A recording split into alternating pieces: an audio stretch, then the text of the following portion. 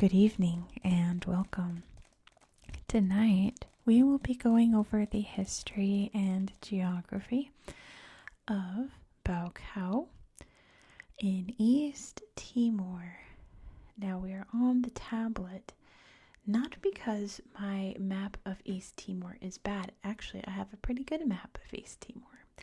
It's just that East Timor is a very small country, also known as Timor-Leste. In its native tongue there is Timor-Leste. In English it's East Timor, which means the exact same thing. Actually, the words Timor and Leste both mean east. Fun fact.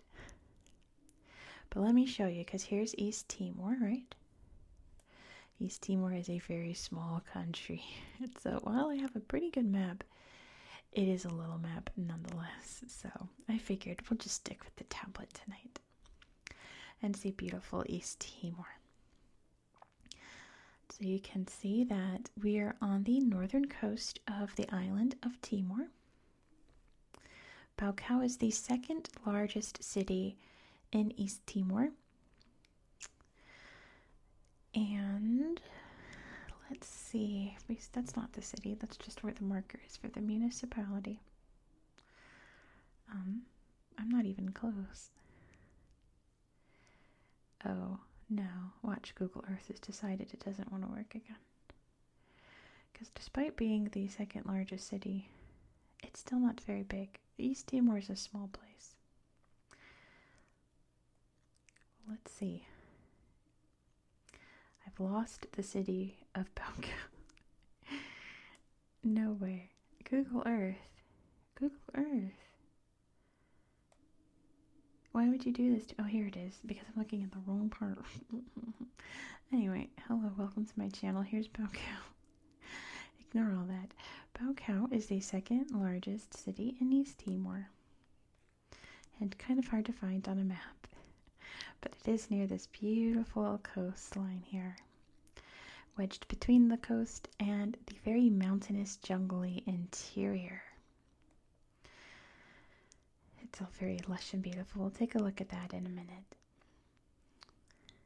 Baucau used to be called, let me look at my notes real quick, Villa Salazar, when it was occupied by the Portuguese, which kind of leads us into its history. I saw one source that said that the city was the capital of the Portuguese colony, but it was only one source. I didn't see anything else say that, because I know Dili is the capital today, and that was definitely not the capital of the Portuguese colony, so maybe it was. But that leads us into the history, because of course there were people living here for a very long time. This whole archipelago, the Indonesian archipelago, has been long inhabited for probably hundreds of thousands of years, to be honest. Very early man lived here. And of course, a lot of trade happened. We've got China up there. We've got India over here, Southeast Asia. Lots of various kingdoms happening down here in what's now Indonesia and Malaysia and Singapore. Not so much Singapore back then. Later, though. This area wasn't like a thriving, rich trading center, but people were definitely here living their lives till the 1500s, when the Portuguese came and poked around this area, because this region was known as the Spice Islands, because of course many spices grew here, and they don't have a lot of natural spices in Europe. So Portugal made a huge profit off of shipping spices back and forth from this part of the world to Portugal and the rest of Europe. Now, of course, once other huge powers came into play in Europe, like Britain and the Netherlands, they started to encroach in the area. In particular, the Netherlands were heavily taking over this region in what became known as Dutch East India. The Portuguese were getting more and more pushed out until they said, okay, you can push us as far as you can go. This is our last stronghold. We're holding on to it no matter what. And so just this part of the island of Timor, and this chunk here too, has an exclave, was all that was left of Portugal's territory in this part. Of course, they had Macau up in China, they had Goa in India, but this was it for the islands, as the Dutch East India Company took over everything else. And Portugal held on to this land very aggressively. Once they lost Brazil, they clung to anything that they could in terms of colonies in order to earn money. And even after World War II, I should have said years, hold on. This became an official colony in 1769. Heading to World War II, in 1942, Japan invaded, and there was a very massive battle, the Battle of Timor, in which Japan took over the island. And in fact, down in this village, even though there's no pictures of it, allegedly in the mountains up here, there you can still tour some tunnels that the Japanese dug. Of course, nothing's geotagged, right? I'm sure they're there, but I couldn't find them on Google Earth. So Japan invades, aggressively holds on to this island during World War II, and retreats at the end of World War II in 1945. And what does Portugal do? They cling to this island as hard as they can. They do not want to give it up. Portugal was going through it at that time with a very aggressive dictatorial regime, which collapsed in 1975. And the new regime that took over, which is the one that controls Portugal today, said, we don't need colonies. That's so 19th century. They released all their colonies. So East Timor over here was, hooray, we get to be independent. And Indonesia over here said, no, you're not. No, you're part of us. And allegedly, the story is that Indonesia was worried about communism in the area, because who wasn't worried about communism in the 1970s? And that was their justification for invading. And they, I believe the next year, 1976, they made East Timor an official province of Indonesia. And of course, people here weren't too keen on that. They protested pretty aggressively. There were many independence movements. Indonesia pushed back even harder until the 1990s. I think it was 91, I want to say. After Sukarno, right? It was no longer a thing. And Indonesia's like, you know what, we're going to do the nice thing and let you guys have an independence referendum. And so East Timor's like, yes, we vote for independence. Overwhelmingly so. And Indonesia's like, actually, no, you don't. And they invaded, and very aggressive. This is such a glossing over of this history, by the way.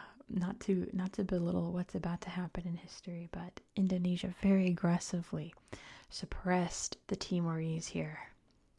Aggressively, to the point that the United Nations interfered, and I want to say 99, and said, you gotta knock it off, Indonesia. The war crimes here are out of control. And Baucau did see its fair share of that. Most of the city, that's still not the city. That's really throwing me off. Most of the city was destroyed during this time by the Indonesians. And a lot of the buildings here were built by the Portuguese hundreds of years ago. Let me see if I can find the one place. I think I need the everything filter on. I have the everything filter on. Here it is. This hotel comes up in all of my research. Not because it's a nice hotel. Look at this pool here. It's a really pretty, where's an exterior shot? Look at it, very kind of almost hacienda style. And it's all pink and beautiful and lush. This is the hotel to stay at in Baucau, apparently. But during this time in the history of East Timor, this place was used as a prison. How devastating. Look at how fun and funky it is. It's almost like Squid Game vibes. But thankfully now today it's a luxurious hotel. And that sad history is long over. The happy news is that East Timor became independent officially in 2002. So if you clicked on this being like, I've never heard of East Timor, that's fine. It is I think as of now, it is the newest country. No, sorry, South Sudan's the newest, the second newest country in the world. Baucau is the second largest city in East Timor.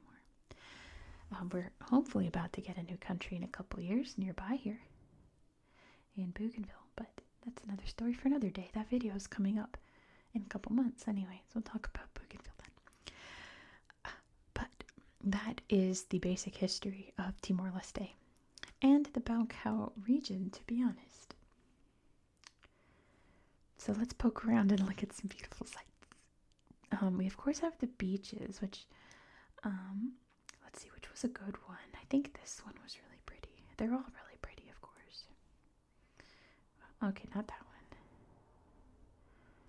one. Watabo Beach. Oh yeah, all kinds of really cool rock formations on the shore here as well. Look how cool.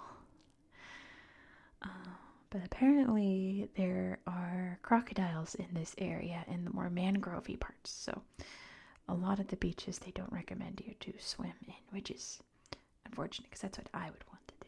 I love swimming, especially beautiful areas like this. I bet the water's a nice temperature. I bet you it's not warm like the Caribbean. I bet you it's not cold like the Pacific, even though it is the Pacific. I bet you it's just right. I bet you. Oh, how fun. Oh, yeah. Oh my gosh, that water looks fantastic. All that coral there. Beautiful, beautiful. You can even see it from space up here, all the coral. Let me put this down for a second. We can head into the mountains here, back where I was getting lost before. I saw a waterfall. Let's see. Oh, but we have to be careful that we're not wandering out. Yes, there's the border there. Let's see what this is.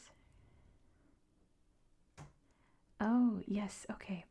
So I was researching this because if you know the story, my brother-in-law, his bucket list dream is to do a global tour of all the giant Jesus statues in the world.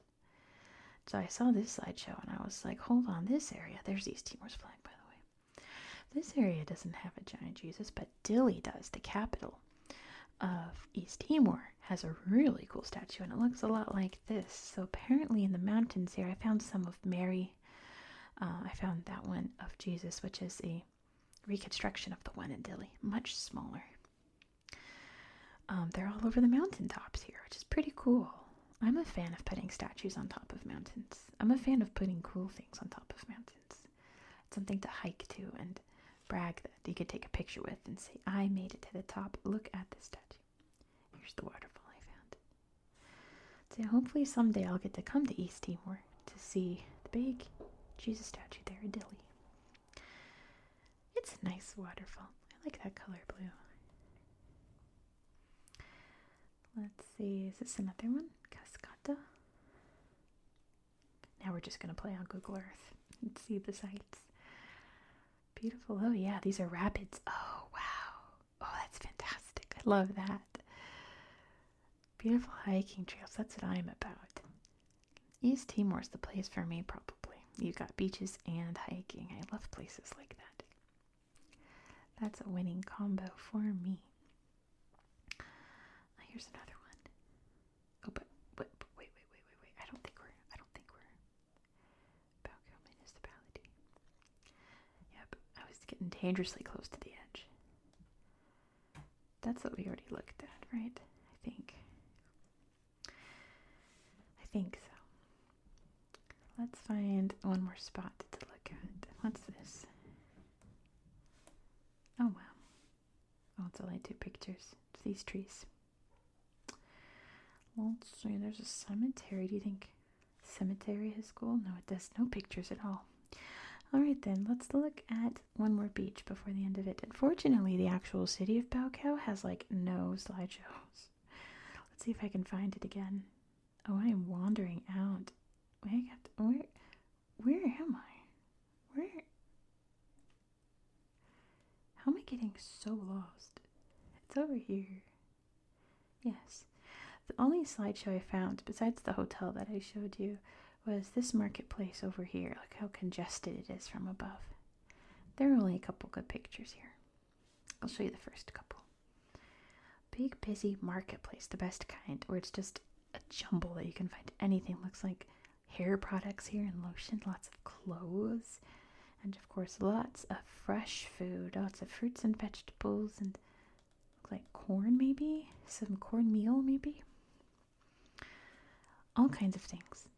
I like open markets like that, open air markets like that. But let's find another beach to close off this video. How about that? Perfect. So thank you so much for watching. I know this was a short one, but it's East Timor. It's a very tiny country with a very tiny, easy to summarize history, but very beautiful, isn't it?